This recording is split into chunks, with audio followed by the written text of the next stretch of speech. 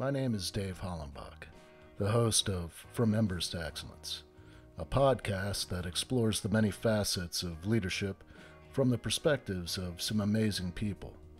We discuss the triumphs and failures that have shaped our lives and our leadership philosophies.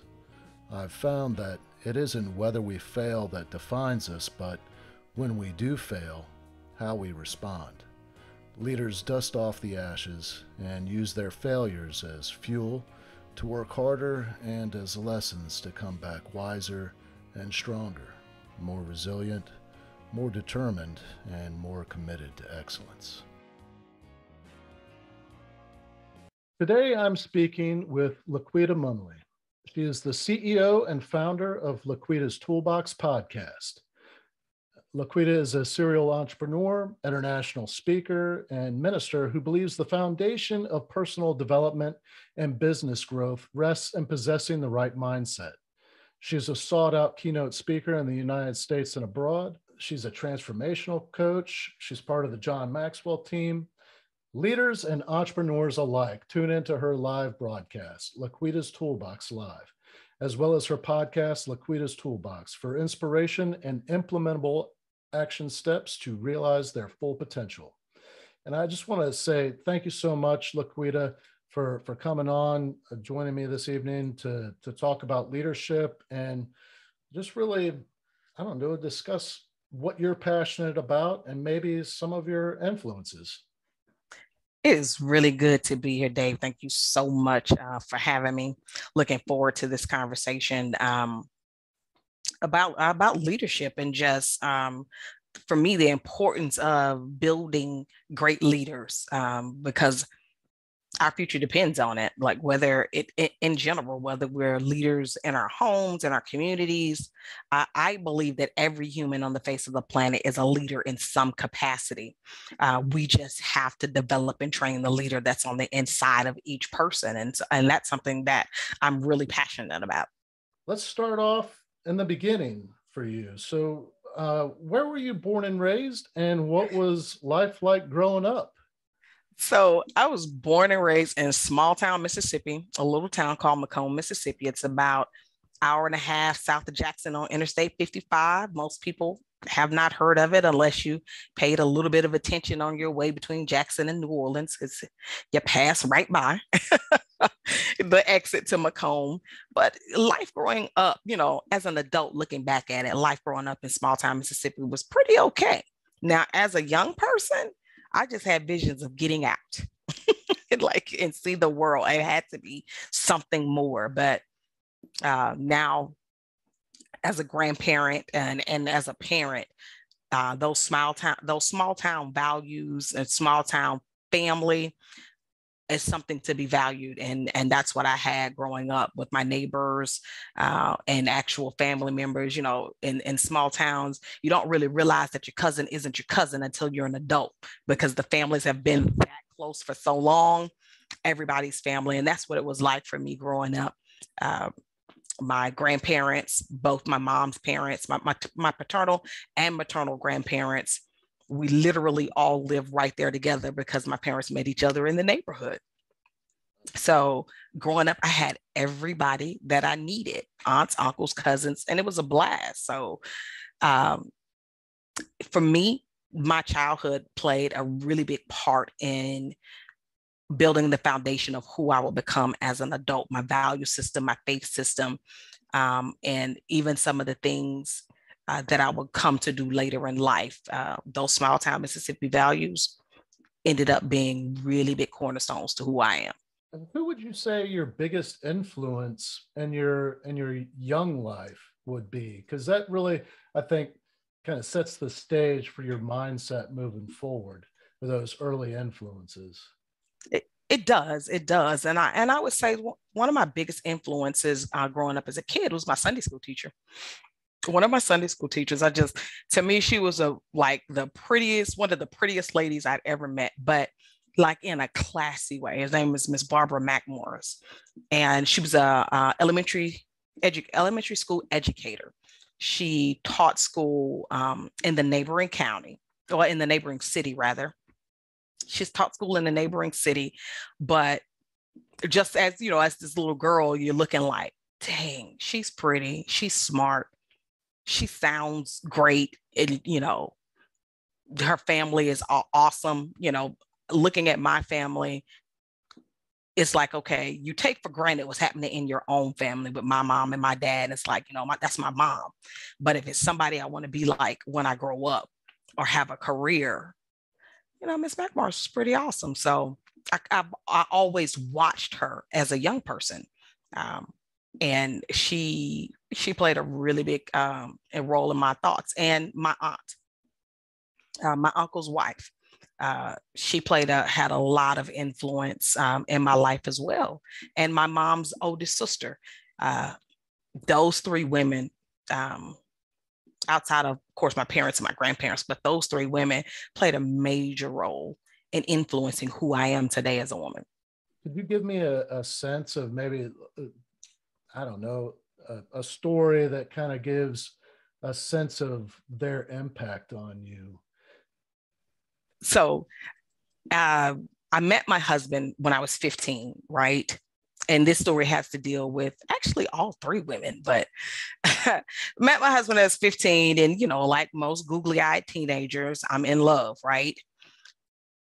Well, prior to meeting him every year, our church would attend the regional Sunday school conventions for the Southwest region, right? And we would go off to different states that were a part of this regional convention. Well, of course, the year that I met my husband, I was no longer interested in going away for the summer to the Sunday school convention. But guess what? I had to go anyway. My grandmother's like, nope, you're going. I moped the entire time that I was there because they had just ruined my life and my relationship was going to be over. And Miss McMorris was the chaperone for that trip. And she noticed my despair. But instead of telling me how foolish I was, she actually sat and talked to me and tried to help me reason through those feelings as this uber emotional teenage girl, right? And I'll never forget that because up until that moment, everybody else was just very dismissive of my teenage fit. She, in her mind, now as being the person that chaperones, I absolutely am rolling my eyes in private at the teenage fits that the young girls are having.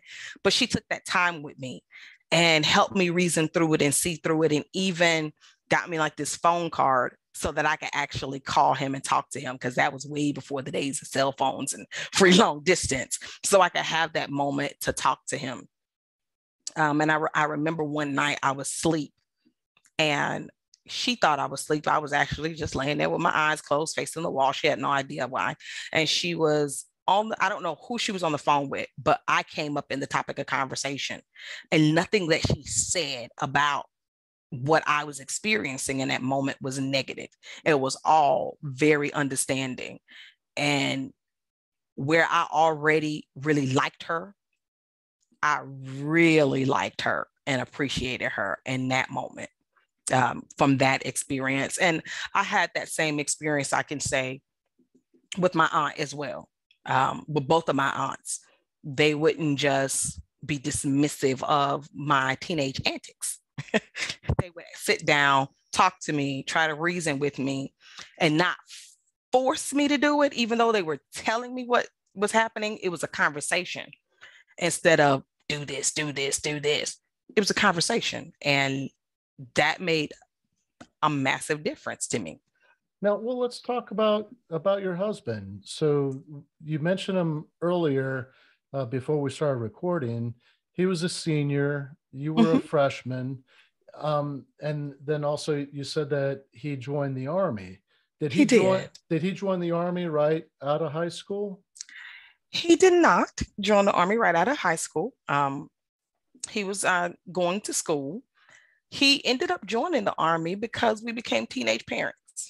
Okay. So at that point, it was, we're from a really traditional background, both of our families, and there wouldn't have been a need for my dad to have the proverbial shotgun wedding because my father-in-law was livid. That was weird all in itself. Like, not that my dad wasn't, But my husband's father was like, it was amazing. You know, looking back on it, my dad often laughs. It's like, I didn't even have a chance to get after him. His dad was too busy getting after him for that. So my husband ended up picking the Army so that he could then take care of his now family. And at that point, our families did want us to get married. I couldn't have handled that pressure at that moment. I was like, I can't get married. I'm still processing the fact that I'm pregnant. Like, that wasn't a part of our plan. Like, were we planning to be together? Absolutely. Were we planning to be parents? Not at all. It happened, and now you guys are freaking me out with all of this, and I'm having this emotional meltdown because literally, again, my whole world is coming to an end in my mind. And my husband is like this solid rock. It wasn't until many years later that I realized he was having an emotional meltdown as well. But because I was so active in mine, he didn't express his, at least not to me. To me, he was the solid rock the entire time. And I couldn't figure out why you're not upset about any of this. Like, are you kidding me? Are you serious? I mean, he's got this plastered on grin and excited about being a dad and, getting married. And then I'm like, I don't want to marry you. I'm in high school. Needless to say, that was a blow to his self-esteem. But at that moment, I'm a kid. I'm not thinking I'm a kid that's about to have a kid. And you talking crazy. So we made it through. And I can't say it was all because of me. He played a really big role in us being where we are today. Ben has always had this amazing sense of duty and responsibility. And again, I have to attribute it to the way that we were raised and the strong family values that we came out of. Now, was our family happy that we had become teenage parents? Absolutely not. But I can say where our story is different from some stories coming out of the 90s with teenage pregnancy. Our families came together. Okay, this is the problem. They created it. How are we going to work together to fix this? And because they came together and didn't disregard us and didn't demean us, any of those things, it was like, no, you're about to adult. Like, they were very clear. We were about to adult because we made an adult decision that had an adult consequence. But they also let us know that they were going to be right there with us while we were adulting and getting through it. And it wasn't going to be easy. We had a lot of hard work to do now that we made that decision. And so our families, my husband, eventually I did get myself together. So I was able to, to start to grow as a person, grow as a woman. I'm a mom now. So, yeah. It's funny, as you were talking, there's just so many awesome leadership lessons in that story right there. Yeah. How your parents came together and said, well, here you go. We'll be right there with you. You're not going to fail. I'm not going to let you. You're going to screw up. Oh, yeah. You're going to pay. Yeah. Oh, yeah. I mean, it's like, imagine, an old school sitcom out of the 60s or 70s, and the family is coming over for dinner, after church. That's kind of how that situation went down. Everybody came over after church, had dinner at my grandmother's house, and we're discussing out this issue. And me and my husband are kind of just sitting there like, okay, this is happening. But those are how the family came together over the years to work through it. And even there was an instance where my husband's older sister was like, you know what, you guys shouldn't have to give up your dream of college right now. If you guys want to continue on in college, I will take the baby so that you can go and finish your degree and do the things that you need to do so that you can be better financially prepared for the responsibility of parenting. Like, our families really came together in a way that was even surprising to us, but not to take away the responsibility. There's a time like, my son would need medication or things like that. And back in those times at the local pharmacy, then we're small town America, you have an account. So my parents had accounts, my grandparents, so did my husband's dad. So for my husband's dad, everything that financially had to happen for my father-in-law, that meant my husband had to do everything that I should have had to do. That's his responsibility. And I remember one time our son needed some medication. So my father-in-law had allowed my husband to go and get that medication on his account. And so when my husband got paid, my father-in-law gave him a bill. Here's your kid's bill. And I'm sitting there looking like, did he just give him a bill? Is he serious? And the answer was absolutely. He gave him that bill, and my husband had to pay that bill. It's like, we're the grandparents and we love our grandson. He was the first grandson. My son is so spoiled. He's the first grandson. Yes, they're going to do what they have to do, but that does not mean it doesn't come with a bill. Like, teaching us what we needed through practical life lessons to adult successfully once he did make it to his first duty station. We did not like those lessons going through that. We thought it was the most unfair thing imaginable at that point. But when we got to adulting without them, they were 500 miles away. We were in Texas. They were in Mississippi. Oh, it started to make sense. It was kind of like that whole Daniel and Mr. Miyagi situation. Oh, okay, that's why you did that.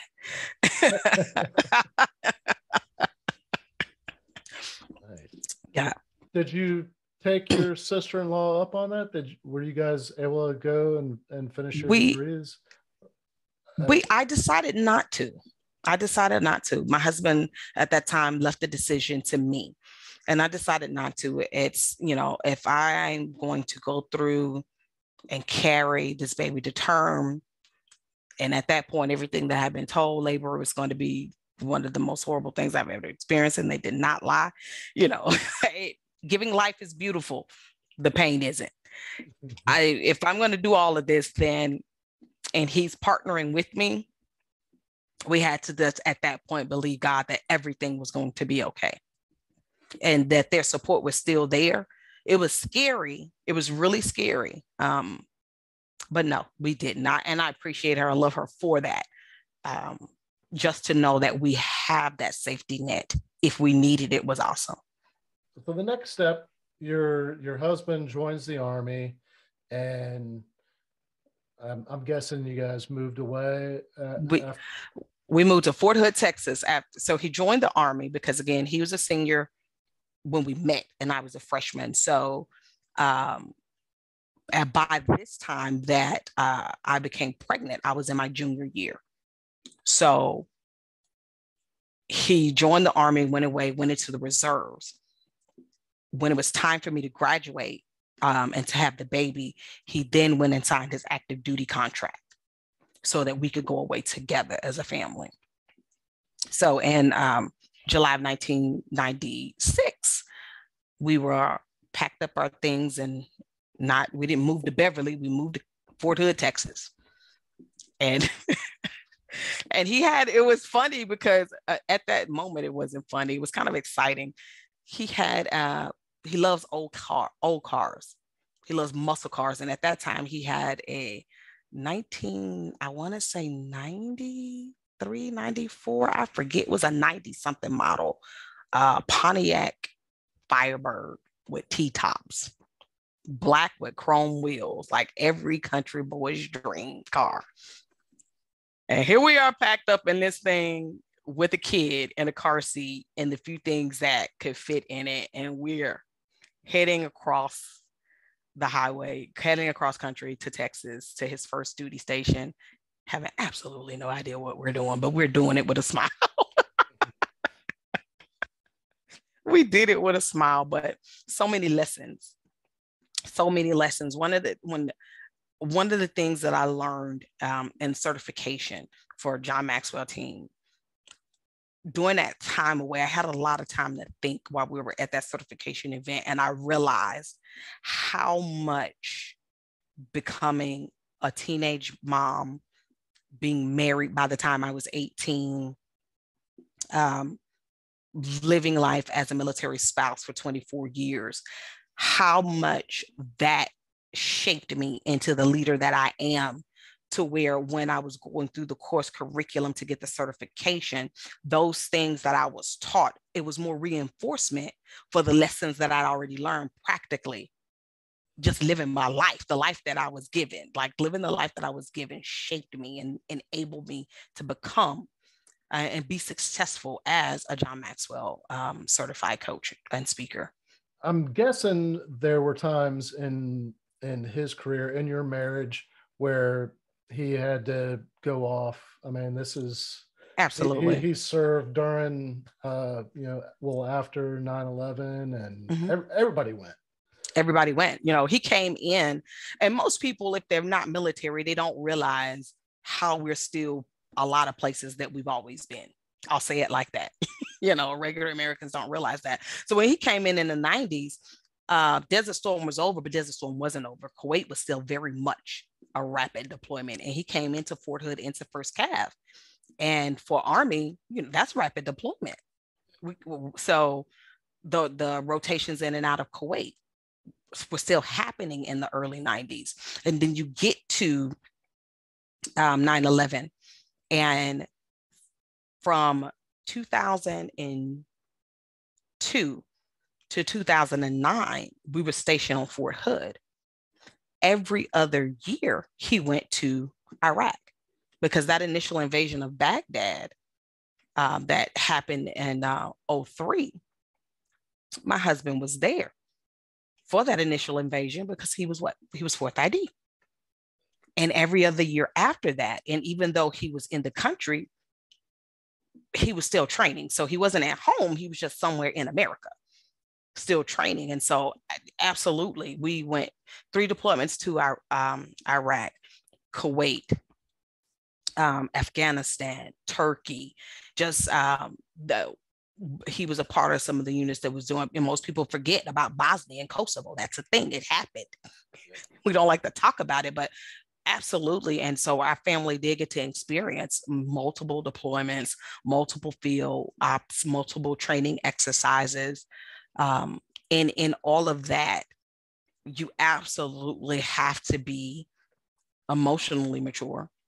So one of the things we talked about was emotional intelligence. We had to learn that. We had to learn effective communication, not just him with his peers and his soldiers, or me with my peers and the other spouses that I would meet along the way, but for our family, for our marriage. So many things that we had to learn in order to keep our family healthy, whole.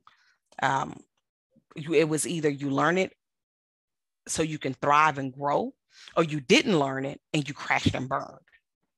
And you would do that over and over and over and over again. So we chose the road less traveled. We learned and we thrived and we grew. Now, challenges happened. There was a lot of stuff that happened, but growth opportunities. We saw them as growth opportunities. Well, so I've had a lot of conversations with veterans, combat veterans, you know, men and women that have served over in the Middle East.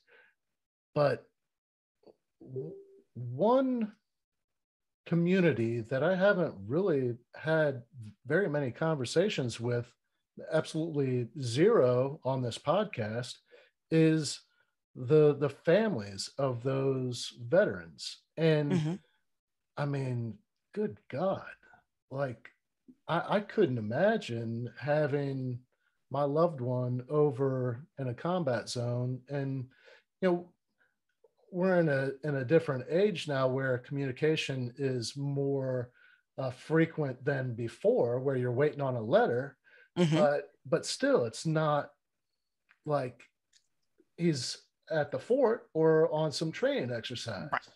Right. So I mean, I'm curious because So he was a senior enlisted guy, correct? Mm-hmm. So you're when they're overseas, you're a leader of other spouses. Yes. Yes. And I'm really curious as to, how you operated. What were some of the lessons that you learned early on, taking on that role? Because, man, I don't know, is there a manual for that? I mean, I mean, the military has a manual for everything. The question is, how effective is the manual? But I think that, and that's at every branch. Everybody got a manual for, yeah. tie your shoes like this, right? Everybody has a manual. Well, I said that because I was like, I was about to say, and there's no manual for that, but I mean, shit, they might have one. So, I mean, it's manuals for everything, but I don't care what's in the manual. It can prepare you for real life things. And one of the scariest moments in my life have been when he was deployed. And really, no matter how well they might try to prepare you, nothing can prepare you for that. And you're just thrust into it. And it's you sink or you swim. And your ability to swim is directly related for me as a believer. It was directly related to, one, my faith, and two, those I surrounded myself with. Like I said, my husband, he went to Korea. That was in the days of letter writing, because that was still in the 90s. But it was not like saying, oh my God, I'm going to war, and somebody is on purpose trying to kill him. Like, on purpose. That is their mission every day, all day, is to kill him.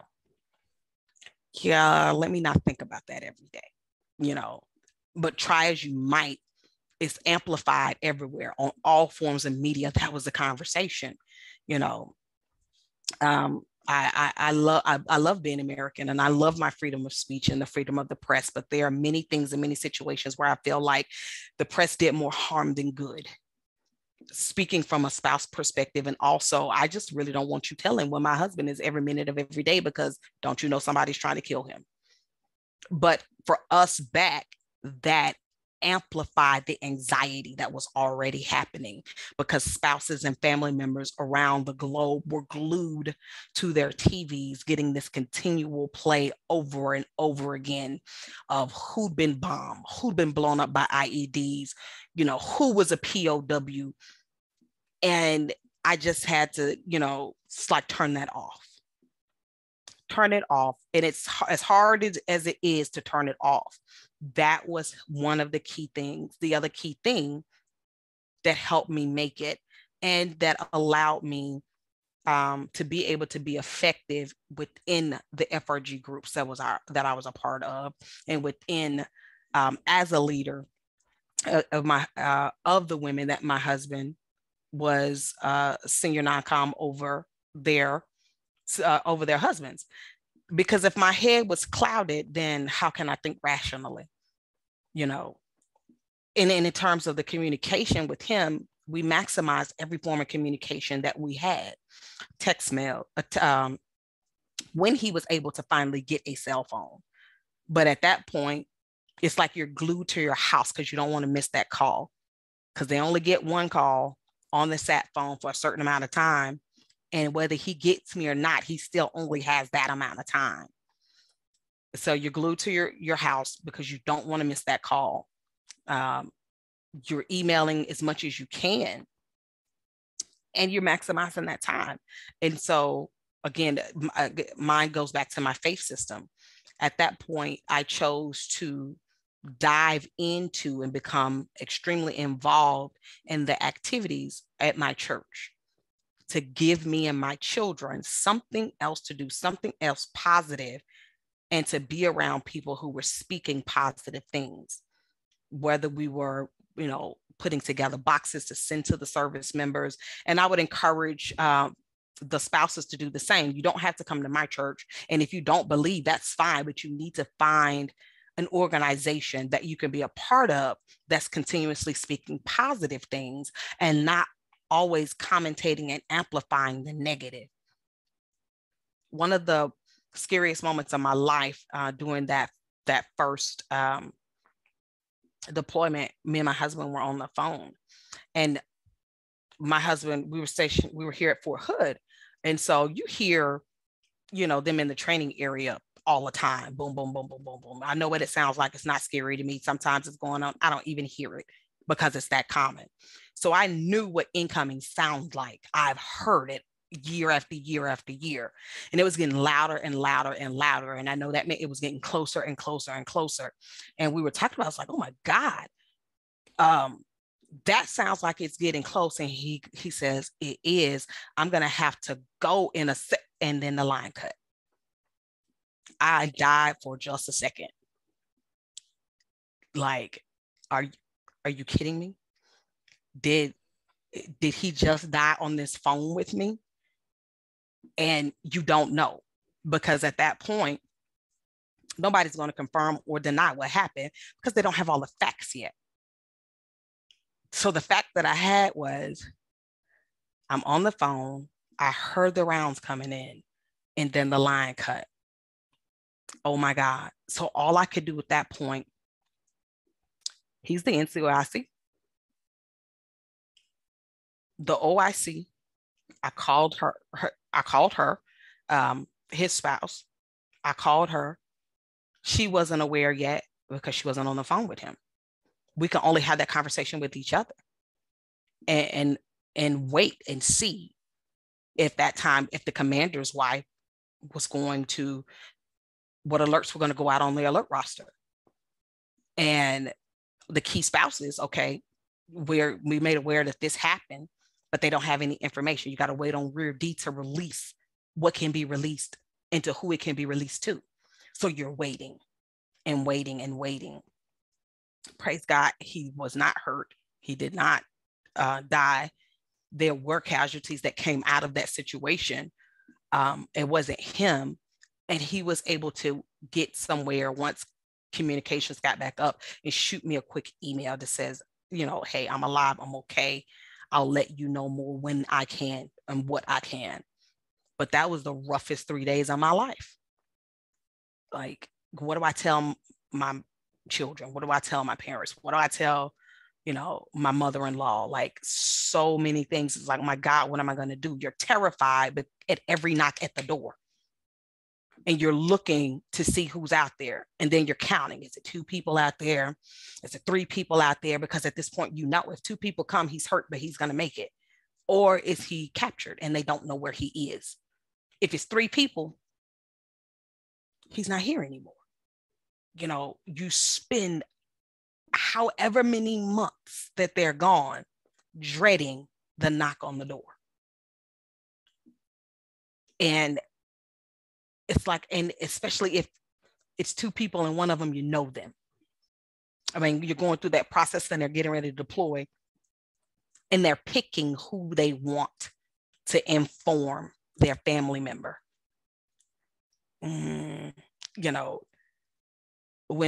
we were at the VA, his first VA appointment after he retired, I said it as a joke, but I really mean it. It's like, spouses should get some type of PTSD compensation because we have it just by going through these things. And he did that 3 times to Iraq, 1 time to Afghanistan, Turkey. And I know in the pre-show, you mentioned that your wife was a combat medic. My God. It's some MOSs that there should just be a special fund for them. And that's one of them. Truck drivers. I mean, people don't think about it, but truck drivers went every 6 months. Every 6 months. And they spent the entire time outside the wire. The spouses, some of our good friends were 88 mics. In the Army, that's what they call a truck driver. And every 6 months, she knew her husband just might not make it back because he was running a supply line. I mean, it's spouses don't get enough attention. We don't get enough of the time to tell our story. And most of the stories that are told are the negative. I mean, some spouses do some stupid stuff, granted, they do some unnecessary things. But by and large, the weight that you carry, because I still got to make homework. I've got to do the best I can to keep it together for these children that I'm raising. Life is still happening. And then because of the separation and the level of anxiety and pressure that the service members are under trying to stay alive, keep the mission going, the dumb stuff that's happening while you're downrange that's unnecessary.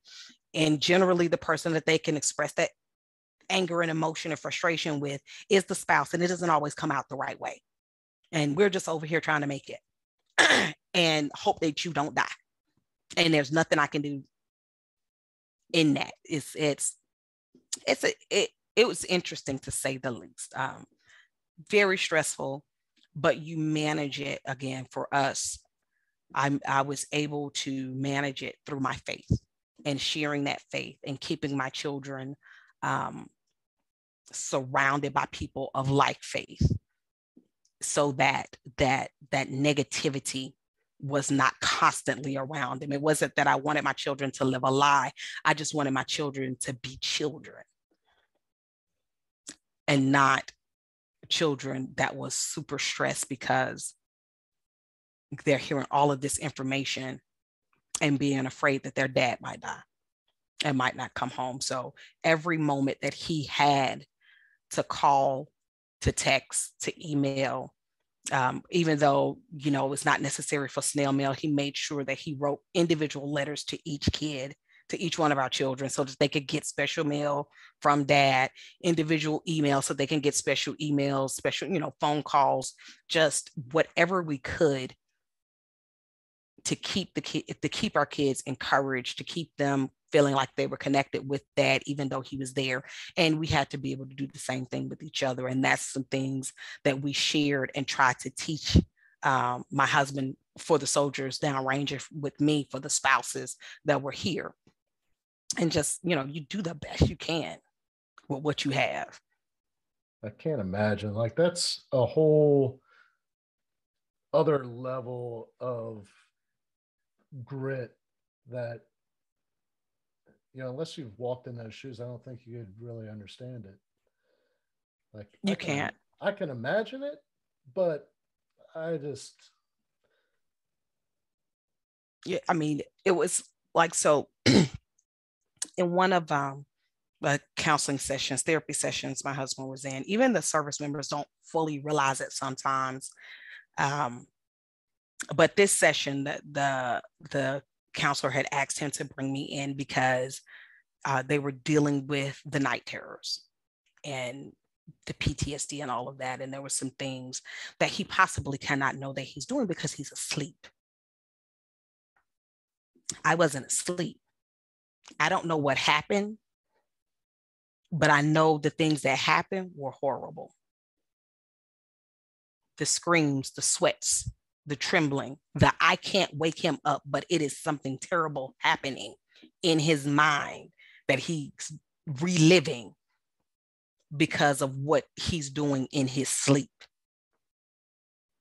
Being woken up because you're fighting or he's running and the sheets are moving, And so I'm up all night because you're not resting, but what you're going through is horrible. So he's tired and frustrated when he gets up because he doesn't, I'm tired and frustrated because I haven't been to sleep. And there's just, there's things. And again, he doesn't realize he's doing it. But as the spouses, we absolutely realize, even though you don't want to tell us because you don't want to scare us, but you're scaring me because I'm watching this happen to you and there's nothing I can do about it. But I would, you can't even say, okay, I'm gonna hug you and hold you. I mean, my husband's a big guy. I don't want to get hit. And he doesn't mean it because, I mean, he's fighting with everything in him. He's a 5 foot, he's 5'9", 2+. I don't want to get hit by that. I don't want to get hit by that. He'd be extremely sorry for it, but you just step back out of the way. Yeah. I made that mistake the first couple of times. I tried to grab him and hold him, and it's like sling me like a rag doll. Yeah, it's different things like that. Only another spouse that has had to live through it can really understand it. And it wasn't until those sessions that my husband even began to understand it, because there's a lot of things that happen when individuals have PTSD that even when they're awake, they don't realize that they're doing it. When he first came back from that first deployment, he had us in a perimeter. He doesn't realize he did it. I did after after about the third or fourth day. And I'm like, he's not okay. Like, he is mapped out this perfect square, and the kids can't go out of this square, and I can't go out of this square. But he was still, his body was in Texas, but the rest of his being was still in the combat zone. You do the best you can with what you have. You educate yourself on the signs, the symptoms, and how to be of help. You get the counseling.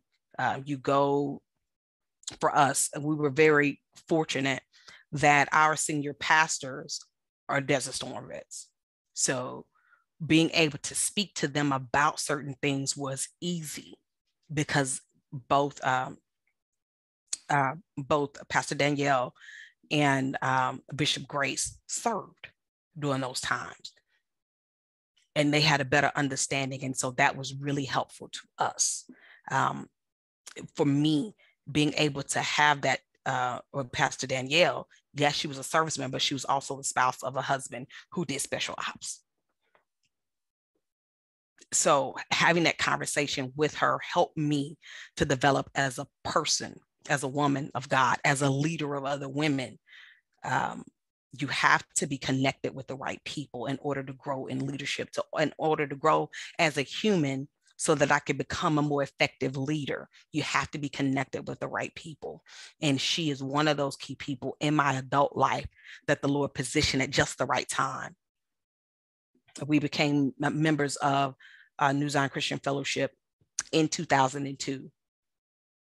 And my husband deployed in 2003. And we were members that entire time. We were here from 2002 to 2009. And that was very, very, very significant for us, in keeping our sanity, keeping our marriage, keeping our children together. Being connected with the right people is very important. I've had this appreciation for the families of the combat vets, knowing that they went through a special kind of trauma during those deployments. But I've never had anybody walk me through it like you just did. And I know it sounds cliche, but really it's by the grace of God. I can't say that I was just that super smart and freaking fabulous. I wasn't. I was taking it one moment at a time, one day at a time, constantly praying and just asking questions, to the people who I thought could help me, and just refusing to give up. Like, there, it's times you want to throw in the towel, but just refusing to give up. It's like, my husband meant that much to me. My children meant that much to me. He was making that decision to keep re-upping when a lot of people were saying, okay, I'm gonna get out, I'm gonna go and be a contractor and make all of this money. He sat down and figured it out and did the math. And because we have 5 kids, and what good health insurance and life insurance and all of these things that you need to take care of a family would cost, it wouldn't equal out. So he could have gotten out and taken the easier road with the money. He made that conscious decision to stay in and allow himself to go through those things to provide for me and the children, looking at our future.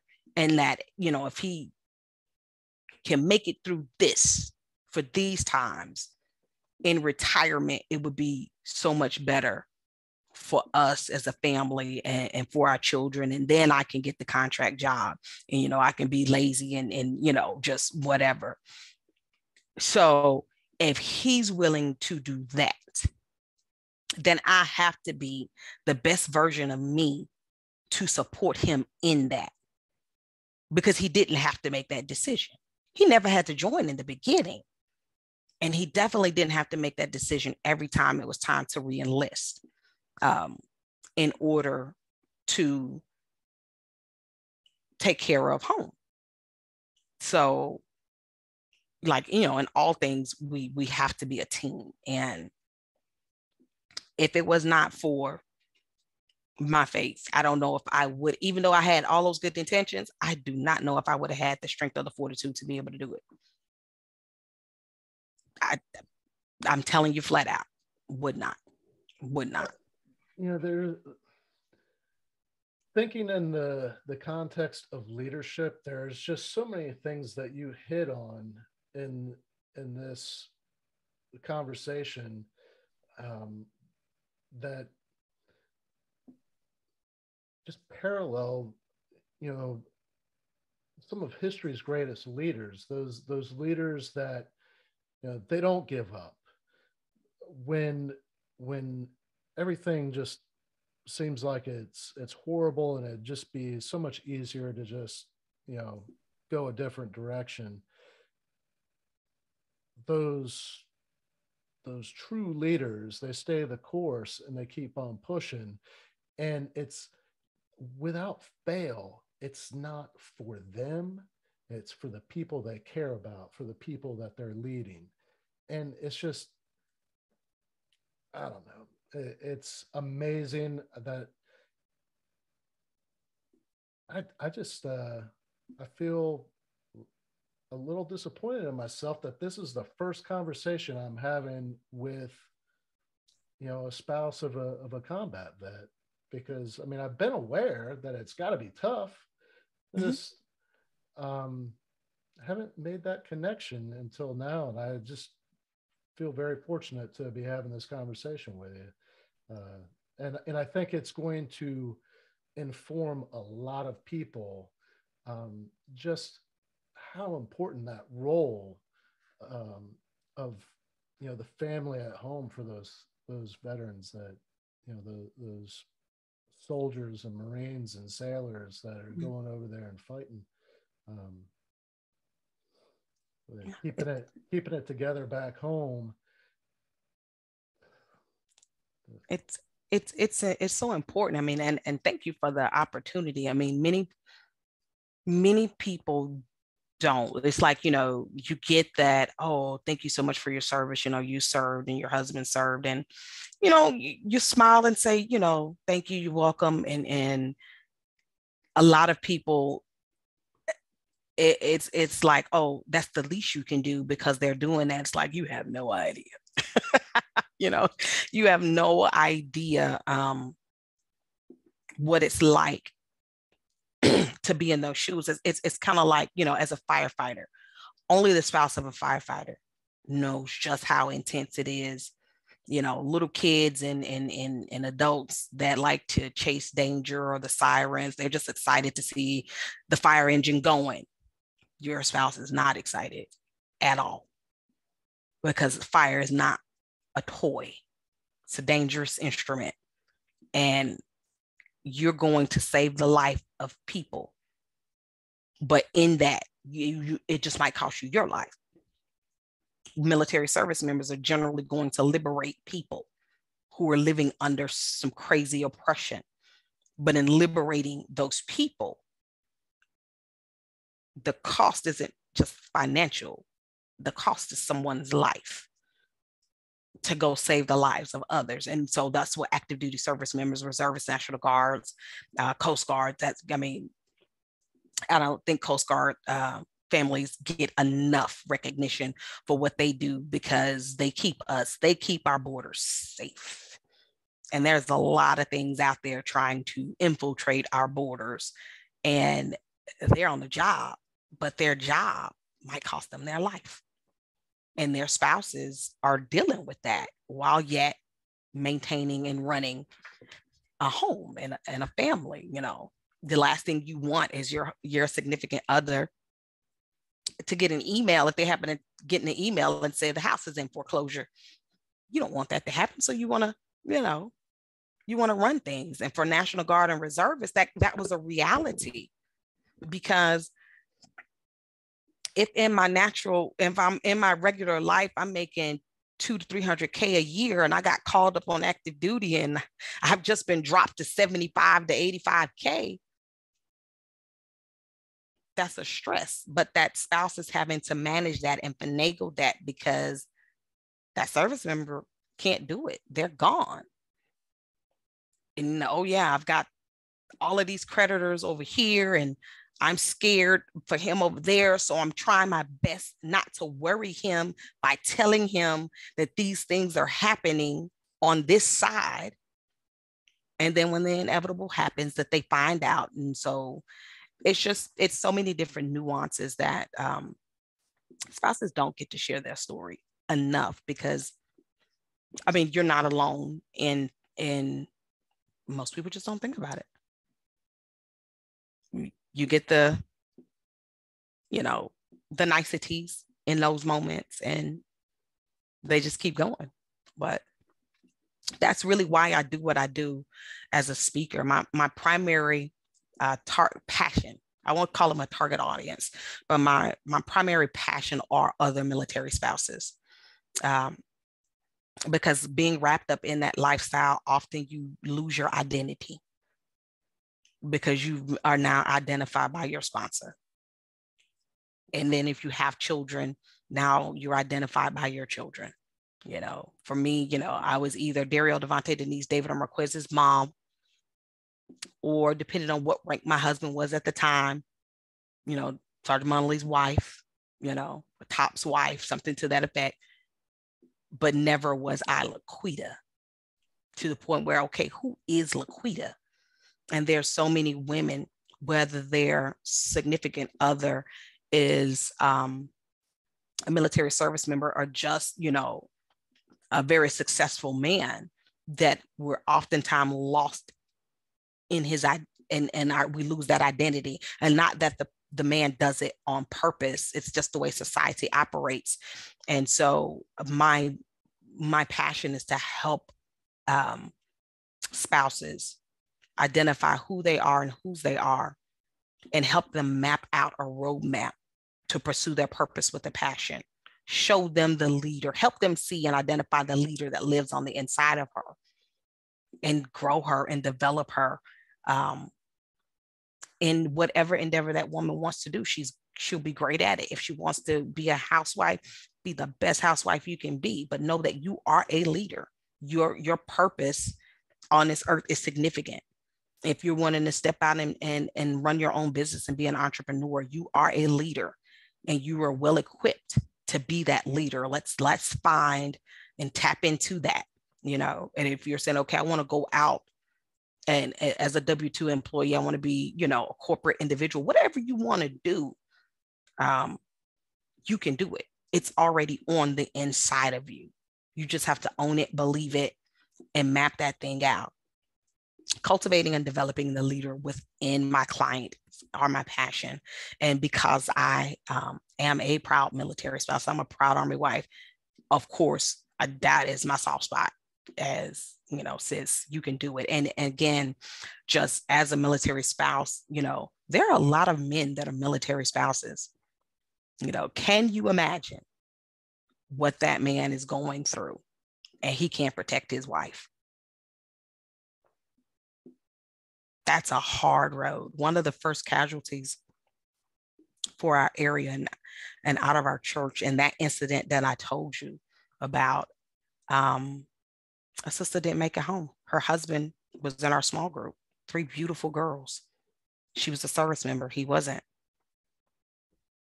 It's like, these are the stories that nobody talks about. And it's like, wow, can you imagine that? Or you're stationed overseas and you're a man, and you're totally dependent on your wife to take care of everything.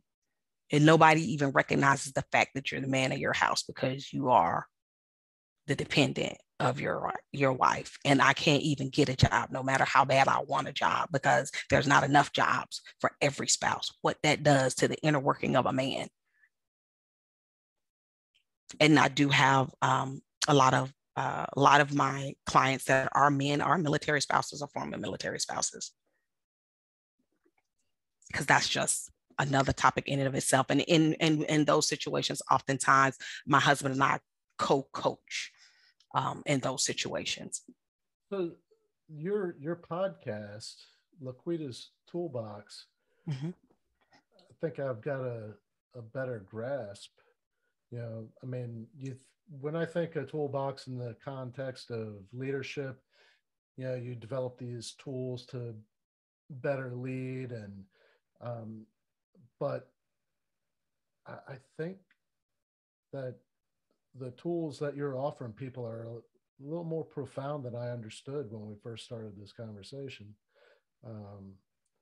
And I'm wondering how often do you publish a new episode? Weekly. I'm currently working out a format to where I'll be publishing 2 a week in my next upcoming season. But right now I publish weekly. And, what you're saying about the podcast is absolutely, my desire. It's my desire that those individuals that tune into LaQuita's Toolbox, they will leave with tools that will empower them to grow, personal growth and development, as well as an entrepreneur. My life has taught me that my personal growth and development, if I focus on that, that is going to overflow into everything else that I do.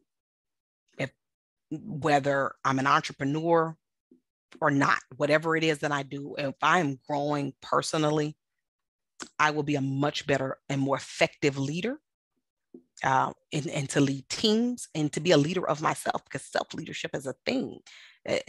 I am my first individual that I have to lead. And self-leadership is absolutely vital to the growth of a leader. If I'm not good in that area, how can I possibly expect to be effective with leading other people if I'm not effective in leading myself? And that was something, again, that came out of a lesson as a military spouse. Me realizing that first and foremost, I have to be a leader of me. I have to be responsible for me growing personally and professionally. And at that time, what that looked like was I needed to be the best version of myself, and knowing the ARs and the FMs, those field manuals, right? Knowing the ARs and FMs, so that I can be effective when talking to other spouses, when talking to other family members, helping them to understand what to expect, what resources were available to them that the Army had for them, depending on what situation they may have found themselves in a need, right? Nobody told me that. That was something that I had to grow to learn. I had to possess that growth mindset. I had to be courageous and confident in a lot of areas of my life. And I had to be one that was really good with time management and my own energy management, or let's just put right there, emotional intelligence. I had to be a good leader of me before I could begin to think to be effective outside of my house as it relates to other people. Where is the best place for people to find your podcast? I mean, I'm going to have the link in the show notes, but I want. So my podcast can be found on all the major podcasting platforms: Apple, Spotify, iHeart, Amazon, Google, and it's on the smaller ones: Anchor, Podbean, all of those good things. So if you Google LaQuita's Toolbox, you will be able to find some good hits for my podcast. Well, mostly like For the listeners, I'll have the link to LaQuita's Toolbox. I'll have LaQuita's link through the John Maxwell team website and her LinkedIn profile there as well. So, if you or somebody you know could benefit from listening to her show or by, booking a conversation with her to see if maybe that coaching is the kind of coaching that you need, you'll be able to go to the show notes and find her there. So, man, this has been this went a different direction than I was expecting, but man, I'm so glad that it did. This was so awesome, LaQuita. Thank you so much for having me. I mean, it's definitely been my pleasure. Sharing my story is something that I really love to do. Am I a John Maxwell certified speaker, coach, and trainer? Absolutely. I'm a podcaster. Yes. I've co-authored in an anthology. Yep. I have a book coming out. Yep. But the thing that really defines who I am, I'm a wife, I'm a mom, I'm a grandmother. And those experiences prepared me to be the effective coach. It prepared me to be able to write in the anthology. It prepared me to be able to write my story. That's who I am. And I've learned to value those roles and value those experiences and glean from those experiences to help others. And that's why I became a coach. People helped me, people poured into me, people encouraged me, built me up. And now, sitting on this side of life, my passion is to help other people in any way that I can. And that's, everybody might not be able to partner with me as a coach, but my podcast is there. And I pray that it's a blessing to the people who listen to it. The blog articles that I write, social media, all that good stuff, it's there for people to utilize. And I just hope and pray that it's a blessing. And those that want to partner with me, don't hesitate to reach out. And I look forward to speaking with them. And thank you so much. And please share with your husband my gratitude. And I know a very large part of the audience of this show is veterans and first responders that are just as grateful as me for his service and sacrifice. So thank you. Thank you. Thank you for listening to this episode of From Embers to Excellence. Please like and subscribe to my YouTube channel. Follow me on your favorite podcast platform and visit hollenbachleadership.com for additional content. My goal is and always will be to add value to as many people as possible. So if I can be of any assistance to you or someone you know, please connect with me via email or on one of my social media accounts, linked on the homepage of my website. Remember, our failures don't define us unless we let them, and the only true measure of a leader is the success of their team.